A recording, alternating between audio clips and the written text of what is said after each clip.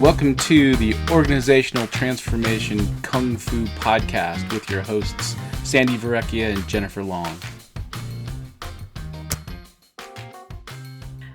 So welcome to Organizational Transformation Kung Fu, where myself, Sandi and my colleague Jen Long talk about topics where she and I as executive coaches deal with on a daily basis relative to our client organizations. We call our podcast OT Kung Fu because we know firsthand how much time it takes for transformational change to really take root. And while you're in that mode of change, or when you're doing the steps that will help you get to that change, you have to be patient because real change takes time and practice and patience and energy and an overarching discipline to get it right, to do it successfully. Transformation is an art and it's a practice and not an event. So today we're going to explore the topic of human-centered leadership. Now, you might say that humans are always at the core of leadership, and you would be right to a degree. But we want to talk about putting the value of humans at the center of everything that you do. I think one of the gifts that came out of the pandemic when I was thinking about this podcast is that, although I have to say I'm still in lockdown, so the gifts, haven't finished yet, but a gift nonetheless is that we've had time to reflect on the value of values and bringing ourselves as humans to the workplace and being recognized as humans in the workplace. We've allowed things to come through in our work life that we wouldn't before. So our dogs and our kids and our life that have now come into our everyday work environment. So I think the topic is really timely, and what needs to change to be to really show up as truly human-centered leaders or truly human-centered organizations going forward. So welcome, Jen.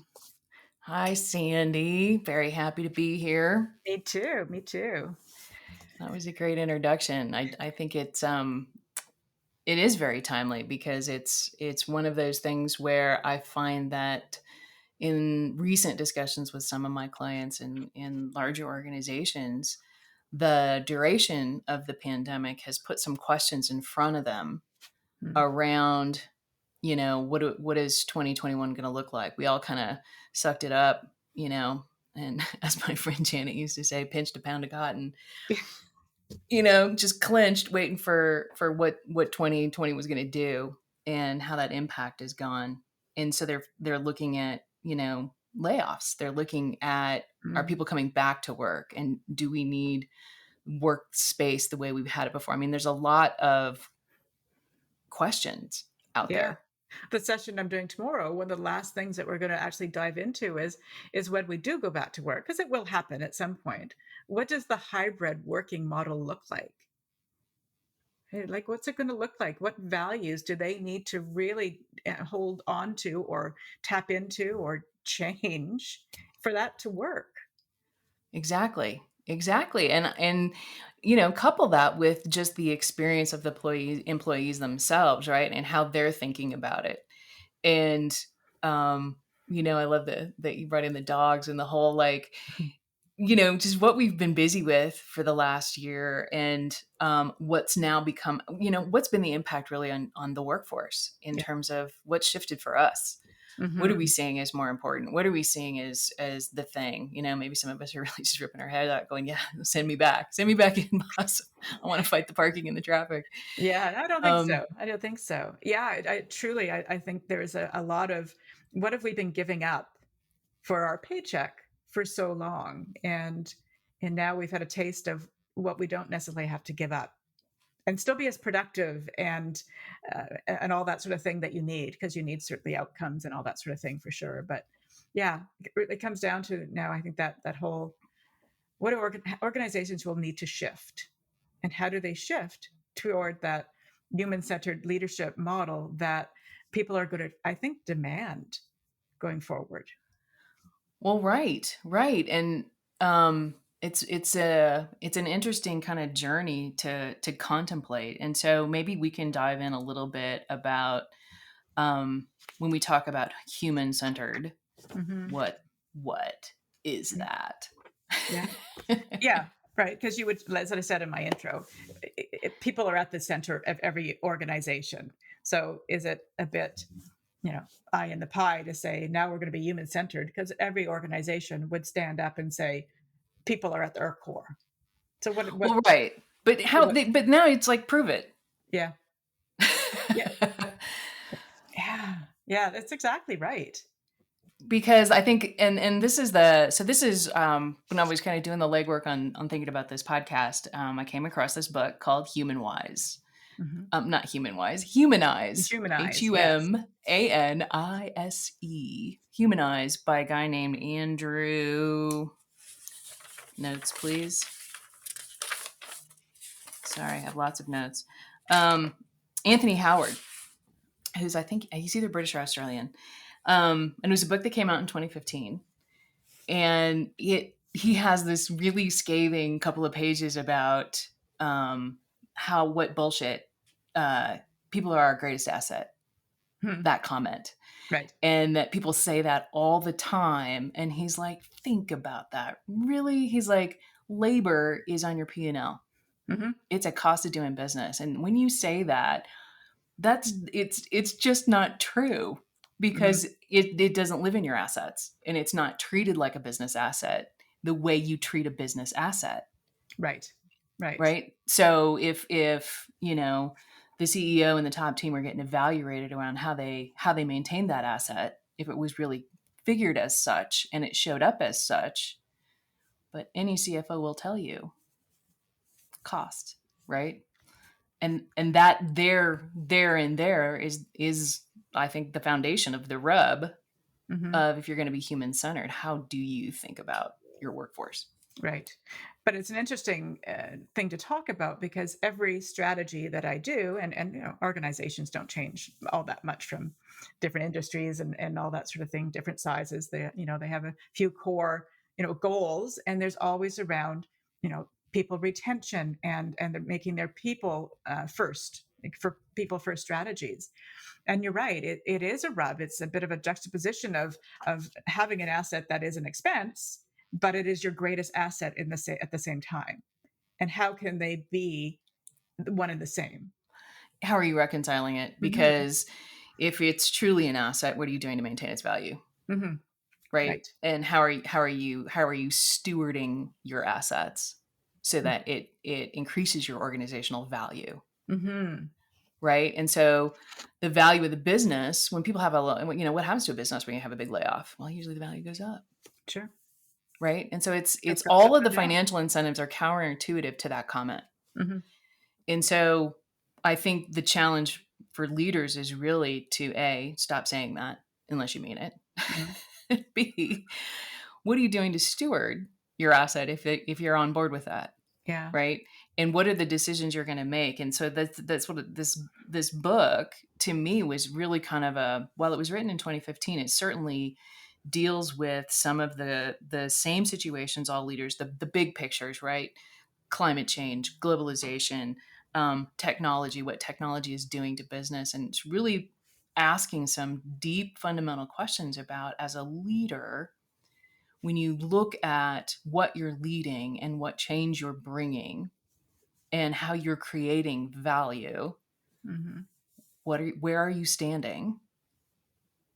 Right? And really knowing that as a leader, and will you put your position at risk when you have to go against the board who wants a short-term gain? Sure. Yes. Yeah, because public company, it's all about the shareholder, right? And are you getting the gain for them?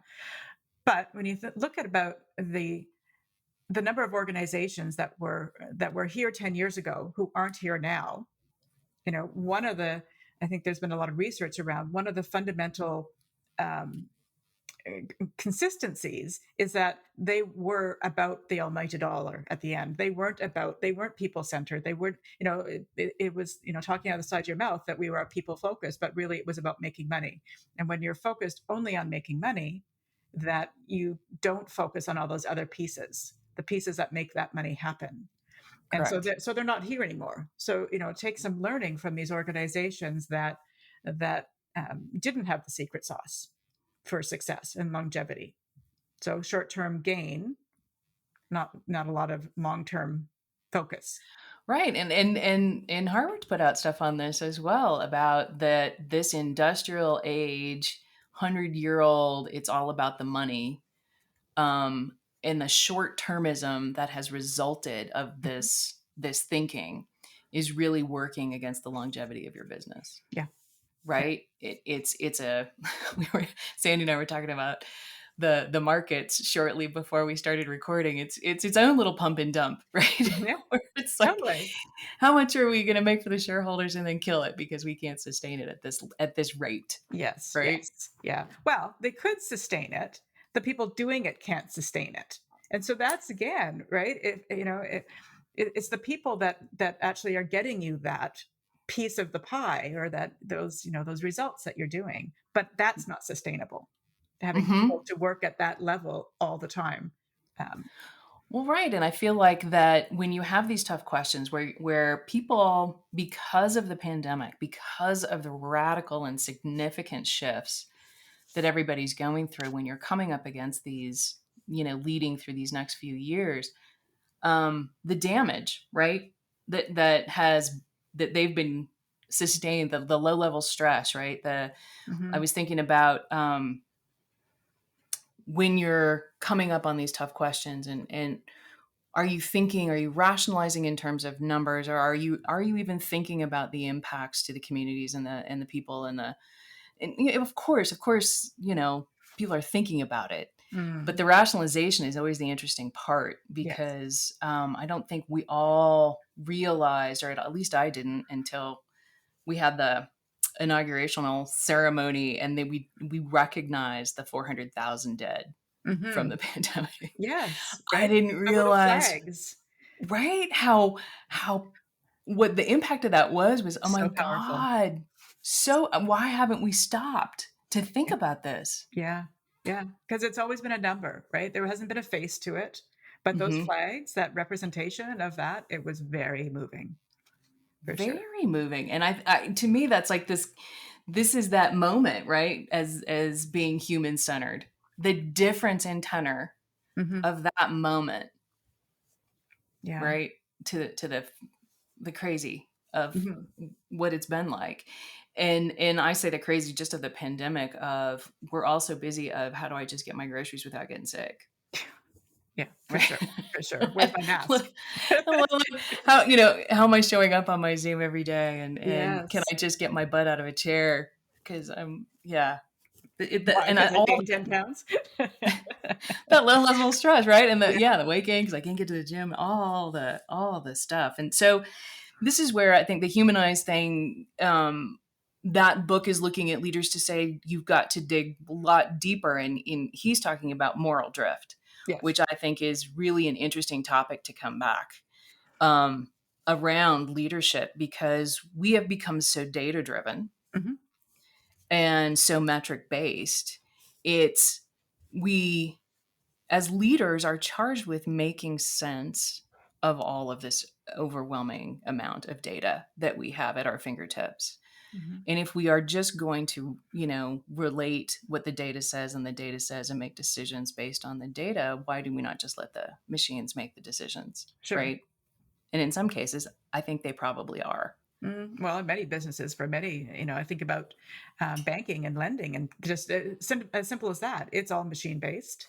There's Hmm. no human aspect into it. It used to be years ago, but now that's one where they just churn through it, and Hmm. a machine decides yes or no, stamp no, that sort of thing.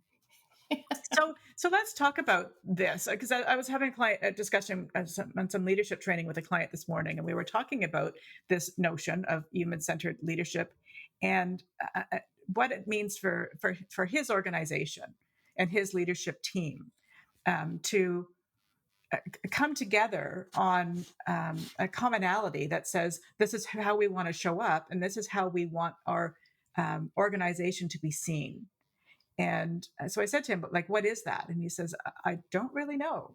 Like, we need to spend some time really doing some value exercises and coming together and kind of creating this story because we've worked, although the management team has worked together successfully, they've worked, I hate the word silos because they do work together, but they work independently in terms of what the values are that they espouse to, I guess, or that they work on. So they've never really had that that discussion of what are the values of the organization, people being one of them, or courage or something like that, and what does it actually mean to live it, and how will we live it going forward? Well, right. Yeah, because the word itself has no meaning until you have to use it to effect, right? Right. That to make you healthier, to make you stronger, right? The Harvard, it's an astringent thing always comes to my mind. Mm-hmm. Yeah. And so, it's like, I really tasked him with, what does human-centered leadership mean to you? And he Right? So the other thing I was kind of excited about to kind of bring to the conversation today is this notion of what's called axiology, which I had no idea. I didn't know what it was yeah. until about some few months ago, where I was sitting on a session with some other coaches and this guy Peter Demarest, who runs a business, who did a seminar on it. And he's got a combination. And let me just tell you, the axiology, right, in and of itself, and you can Google it, right, Yeah. is a 2,500-year-old philosophy. Mm-hmm. Okay, we're talking Socrates and Aristotle, right? That this is a philosophy that's been around since then, and it's since become a science. So like 60 years ago, it's actually turned into the science of values, Mm-hmm. right? So it's a mathematical and scientific study of value and goodness. And it's out of this science has come stuff called the laws of value dynamics, and this thing called the hierarchy of value, which is basically the mathematical understanding of how value exists in the world. Right. And so I find this a fascinating thing when you're dealing with, it comes out of my mouth all the time in a coaching session. How's that going to add value? Yes. Right? Yeah. Yeah.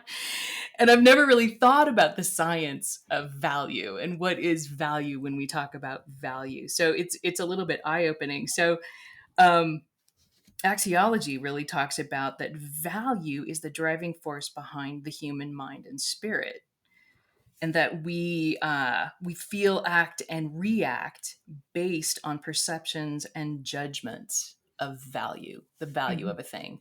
And value is really kind of getting into what is the relative goodness or badness of something. Right. That good Right? versus right idea. Yeah. And that it's, for humans, it's subjective. Totally. Whereas in nature, it's not. Mm-hmm. That it's pretty straightforward. And so the hierarchy of values, the thing that I find to be interesting, because it's a mathematically proven law of nature, Mm-hmm. right? That this hierarchy exists. And so the hierarchy is the top of the hierarchy, or sorry, let's start at the bottom. The bottom of the hierarchy is the notion of ideas.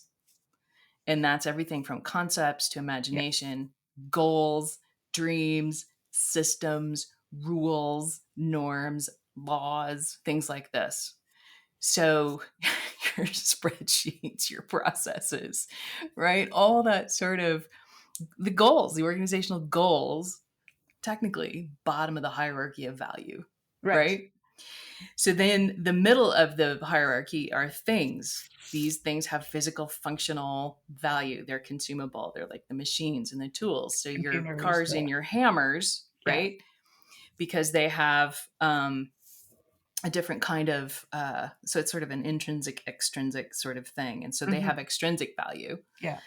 And then the top is people. Mm. And people sit at the top. Now, remember, science, mathematically provable. People are at the top. Right. Organizational goals are at the bottom. Right. So I just want to put the nature out there, the physical world. So what are you saying, Jen? That although people are at the top, organizations focus where? Right at the bottom. The bottom. They focus at the bottom. Yeah. And I think it's just an interesting thing to bring to the conversation, is that we're working against what makes the most sense. Right. Right. And so it's I love he had a comment that said, "Science doesn't care what you believe, think, or feel. Our quality of life is only created or improved to the degree that our subjective choices and actions are aligned with the hierarchy." Right. Which is an interesting thing, right? So when we talk about healing the nation, bringing people together, having a people focus, Mm-hmm. that is focus on the highest The, value, the highest. Yes, right? absolutely. That our strength as a country, our ability to compete in the global marketplace, our ability to recreate the middle class, all of the stuff that we all want Right. is all about focusing on the people Yeah. and not the party or the idea or Right. the platform. And just coming through your last inauguration, like, and that I do believe that is a theme that's coming through, right? But in your case, Exactly. and we're not going to go down this political rat hole, but Right. how do you mend and change a shift? Because that's the other thing we're talking about. OT kung fu, and change taking so long, and you need the patience and things like that. But there's more to it than just having patience, right? You need to have the fortitude. You need Right. to be able to stand in it and Hmm. prove that you're willing to stand up for this Well, united right. thing, right? This is that moral centeredness Yeah. is, you can't just point to the data anymore. Hmm. You've got to extrapolate the data and make meaning out of it and go, yeah, but here's how I see that data. Right. Here's what that means to me because this is, and I'm going to connect that dot to a higher level of value Hmm. than living here. Yeah. And I think that to me is when people talk about we don't have leaders and we're struggling with getting leaders online. That whole thing is because nobody's willing to stand in that stuff anymore. No, no, because you're an island Mm-hmm. potentially, right? Mm-hmm. You're on the windy I corner by yourself. totally. So you bring this back to the organizational level, and what does it mean? You have to have an aligned purpose and aligned values at the highest level. Right. Right? You Right. can espouse, and you were talking about this before, you can espouse that we are a people-centric organization. But if you're as Mm-hmm. a leader and your leadership team are not standing in that every single day and willing to take the sword for it, Every decision all day. your Every culture, decision. because Yeah. it's culture, your culture will never shift. Right. Right. And you're gonna face a lot of pressure from Mm. externals, where people are gonna Mm. be pushing the data on you and telling you, we really ought to, we really, this is and yet the counterintuitive thing is what do we, if we're overstaffed, what are we doing to steward those people to give us their best going forward for a long period of time? And how do we do that? Right. How do we do that as opposed to how do we just get done what we're focused on doing? Well, if we're How do overstaffed, we're gonna cut them, right? Yeah. Yeah. I As mean, opposed that's to the getting more and gaining more, like looking long term, for sure. I was reading something the other day, and it was about holidays and mm, how this particular organization felt like every other organization where they would give their employees 3 weeks, 2 weeks of holidays a year. And then they decided that it wasn't a motivator because it just wasn't. So they ended up taking all their holidays away and say we have unlimited holidays. And what they found was that 90 is a high 90s% of people did not abuse it, right? So they yeah. didn't have to put like bookends on what you can and cannot do. The productivity didn't go through into the toilet because they had unlimited holidays. They didn't take the first month of January off because they could, right? Right. People are Right. innately good, right? So And talking about that goodness of people, but our structures and our processes, there's a are quote on all this. geared to the one bad. Yeah, and it was what it said. Culture eats processes for breakfast or something like that. It's something that I wrote down because Yeah. it kills it, right? And it goes Exactly. against the grain of are we people centered or not, or are we I rule focused? think one of the toughest leadership decisions is around trust. Yeah. Are you going to trust your people to do the right thing? Hmm. Right. And every day you would say, do you trust your kid to do the right thing? And you go, of course I do. Yeah. Well. Why do you not trust your employees? Yeah. And No. Yeah. it gets tougher the larger the organization, sure. Sure. But you get paid for that. The tougher it is, the bigger it is, the more. Do you know what Yeah. I mean? It's that's your job Well, I if think you're going about to lead. mine, right? Like, Yeah. like would I, if I had, 100 staff members versus 7, would I lead differently? Right. So we have, we don't have a lot of structure and things like that. And I don't know what my employees are doing on a daily basis, but, everything gets done. Everything I Mm-hmm. need to get done gets done. So but I don't know. Would I lead differently if I had a larger organization to lead? Don't know. I mean, if you've got all that external pressure, and the financial pressure, and how it. But to me, that's the call of the leadership now. Mm-hmm. Is you have got to push against the thinking of 50 years ago. Yeah. You have got to push against it if you're going to turn your company. I mean, even the I've been really excited.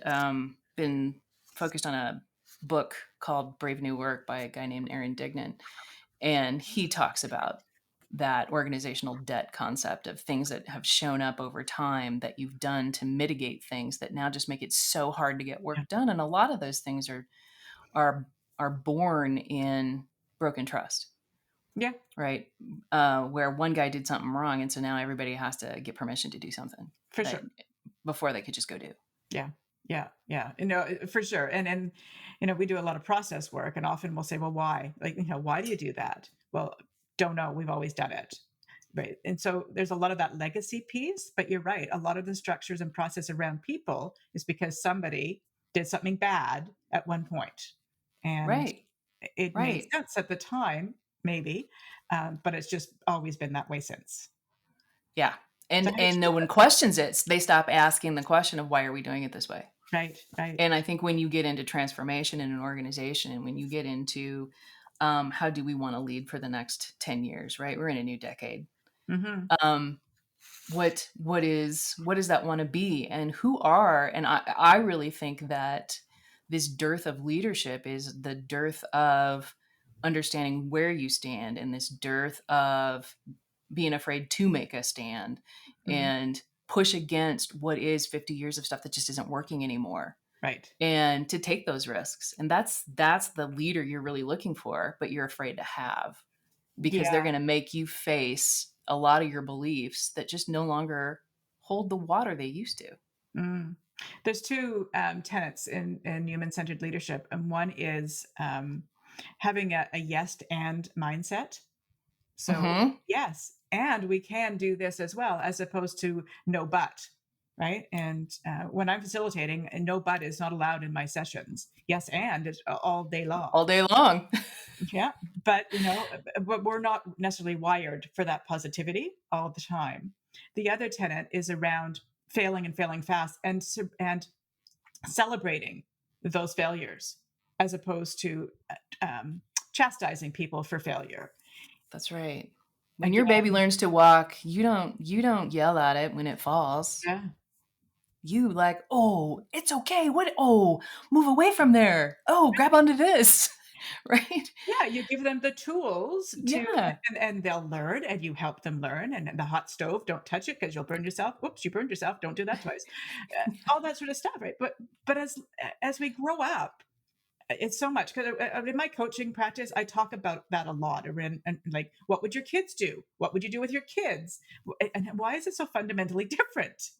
Right. I don't understand. Right, right. It just because they're not, blood relative doesn't mean they don't have the same human capacities. They do. And that's the interesting thing. And as we're making these kind of, baby analogies, it's all human centered Yes, learning.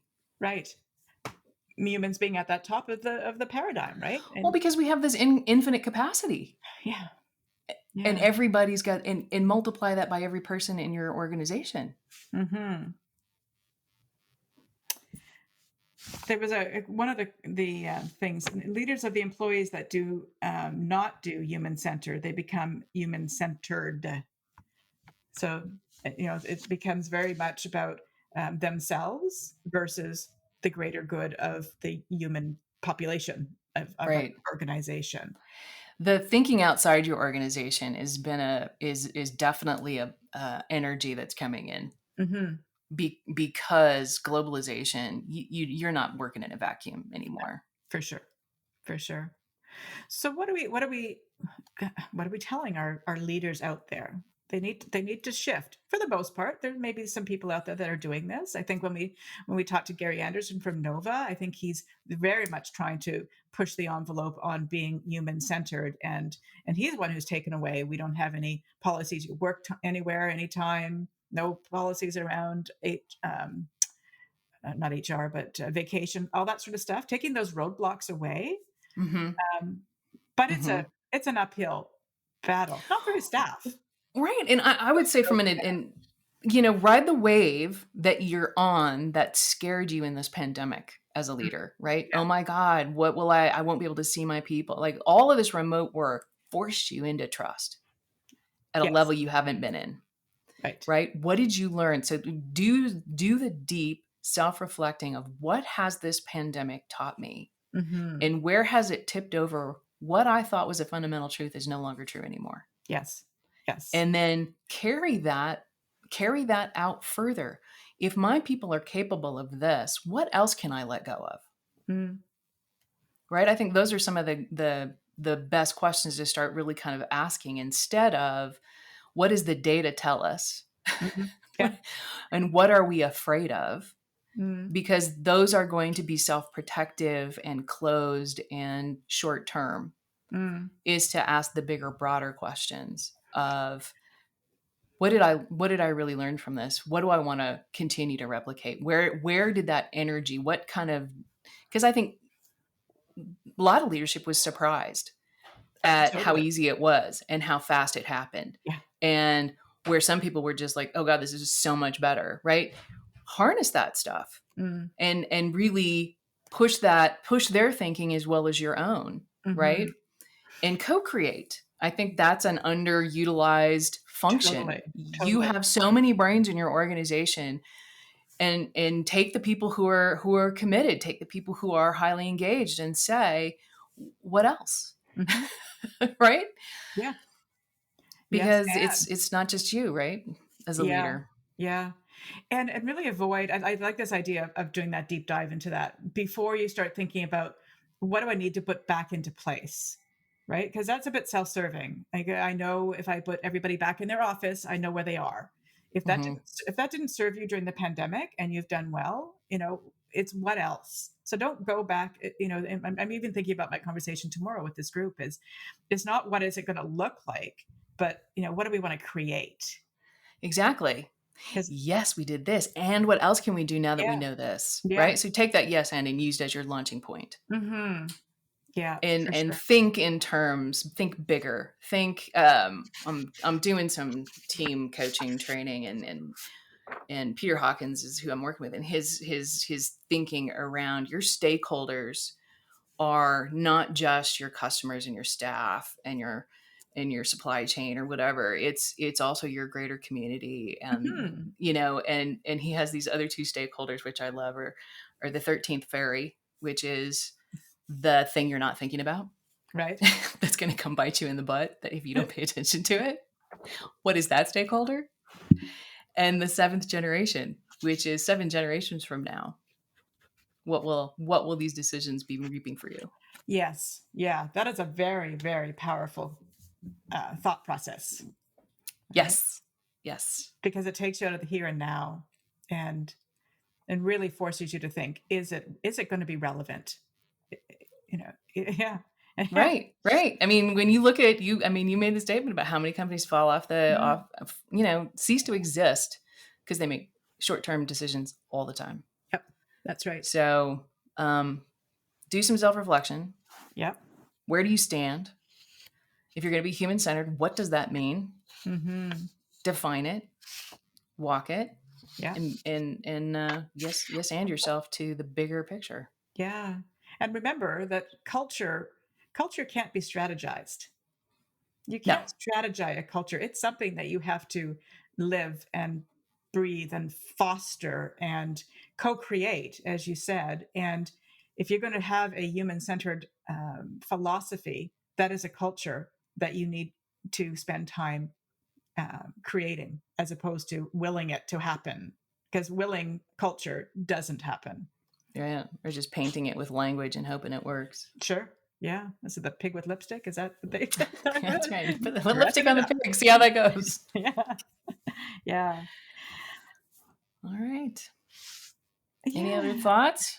No, I think that's it. I think it's a big topic. I think, I'd Mhm. love to maybe another podcast get somebody in who truly lives that and really see how it's Mm, working, and maybe kind of dive into that side of things. I know Gary did a little bit that, but maybe there's others out there we could podcast with. yeah. What's the ugly reality of everything we just told you to go do? Yeah, yeah. And that book, right? And read the book. Read Right? the book. You Read said the it's a bit book. heavy, but probably some good pieces there. Yeah. The feedback on the book was, oh, it didn't tell us anything about Nelson Mandela or because the examples that he uses, it's like it's not a book about those people. Right, right. It's more of a philosophical approach. It's like reading a philosophy book Yes. and some self-reflection and some history and some broader business thinking Yeah. with different leaders. Right. And those leaders are the ones that that actually truly do step into it. And that wasn't easy. It's not an easy road. So being human Well, it's centered. not, right? And so, the one I was like, Elon Musk is an interesting guy in that respect, right? Mhm. Is he thinks bigger social issues Yeah. and comes up with these crazy ideas. Ideas are not his problem. I mean, he can come up with that all day long. Mhm. He's doing the long fight, probably with his own boards about how he just thinks that way. Yeah. Yeah. And Oh, for sure. right. Yeah. But So part of it is that whole ideation process, right? And innovation. So I think, and not to belabor this, but I think when you become human centered and you put people at the center of everything that you do, and you're willing to fall on the sword for it, innovation naturally comes forward, because now people feel empowered. All those pieces that you want to you try to force to happen in an organization, and say, we mhm. will be innovative, we will empower, we will, they will just come through, because people want to work for people who believe in them, who have the same Well, and values. here's the other thing I would say is if you're promoting people into positions of leadership, promoting people who are people positive Yeah. as opposed to, I don't Skilled. want to say people negative, but either you come from two schools of thought, and this is something that came through Aaron Dignan's book again, Brave New Work, where he puts the history and philosophy around either you are people positive and you are somebody who trusts the innate and able capabilities of people to do the right thing, or you're somebody who thinks that they are something to be controlled, that they're not trustworthy, they're inherently Mm, lazy, and that you need to incent and motivize people.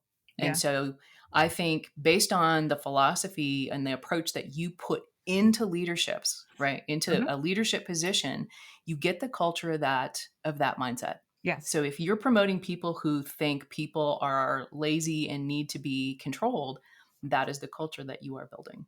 Right. And we reflect back to our podcast with Tony Gary, and he talked about that, right? Skill you Right. can train all day long, Mm-hmm. but what we're talking about is innate. It's in you, Yeah. or it's not. Fundamental. Where do Yeah. you stand? Where do you stand on people in general? Yeah. Great question to ask. Yeah. Hmm. Yeah. So we'll leave that. Ask We'll him. leave the. Ask me in 5 o'clock traffic. Yes, that's right. That's right. But from the comforts of our little studios, we're all good. We're all good. I'm so people positive when I don't have to go out in the unwashed masses and deal with them in a line. Awesome. No, I'm actually very people positive. Yeah. All right. Very good. Well, this has been a really good talk. I've enjoyed this. It has been. I look forward to our next one, and kind of keeping this in my front of mind as well. I think it's always good when we get together. It always just reminds me of what I need to be reminded of. Exactly. Awesome. Exactly. So listen to this podcast. We have a whole bunch more that we did last year. Yeah. So tune in, keep downloading. Love to hear your comments. Put comments in the section. Yeah, sure. We always love to know what you're thinking. We haven't really engaged you guys on that. So those of you who are steady listeners, say, hey, here's what I got. Awesome. Do more of that. Or how about less of this? Love to know. Thanks so much. All right. Thanks, Jen. Talk soon. Talk soon. Thank you for listening, and please visit Sandi's website at satoriconsultinginc.ca. That's SATORI consultinginc.ca, and Jen's website at managementpossible.com. Thanks again.